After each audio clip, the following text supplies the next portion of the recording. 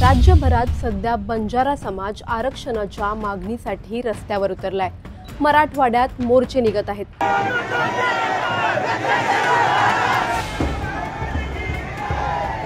आणि इथंच एक कन्फ्युजन अनेकांना होतंय। हा समाज बंजारा की वंजारी आणि हे समाज वेगळे असतील तर त्यांच्यात नेमका काय फरक आहे? तुम्हालाही प्रश्न पडला असेल तर फिकर नॉट, पुढच्या अर्ध्या मिनिटात सगळं सांगते।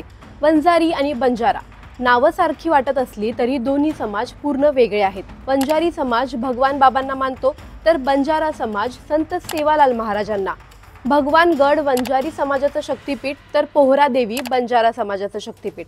वंजारी समाज ग्रामीण मराठीच बोलतो तर बंजारा समाज गोरमाटी ही भाषा बोलतो। वंजारी समाजात महिला पूर्ण शाकाहारी असतात आणि पुरुष नॉनव्हेजही खातात, तर बंजारा समाजात मांसाहार केला जातो।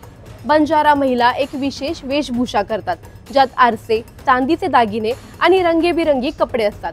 अंगावर सुंदर नक्षीकाम केलेलं असतं। तर वंजारी महिला गृहिणी असतात। बंजारा समाजातील लोक विशेष करून बांधकाम साइट्सवर काम करताना दिसतील, तर वंजारी समाज बहुतेक वेळा ऊसतोड कामगार असतो। आता येऊया यांच्या इतिहासावर। बंजारा समाज हा मिठाचा व्यापार करणारा समाज होता, तर वंजारी समाज हा अंगरक्षांमध्ये असायचा। स्वातंत्र्यानंतर नावातील सारखेपणामुळे बऱ्याच ठिकाणी आरक्षणाचा घोळ झाला, मात्र नंतर वंजारी समाजाला वेगळं आरक्षण मिळालं। आता बंजारा समाज एसटी प्रवर्गात आरक्षण मागतोय। तुम्हाला काय वाटतं, या दोन्ही समाजाला न्याय मिळाला आहे का? आणि तुम्हाला दोन्ही समाजातील हा फरक माहित होता का? तुमच्या गावाच्या नावासह कमेंट करा आणि आम्हाला सबस्क्राइब करायला विसरू नका।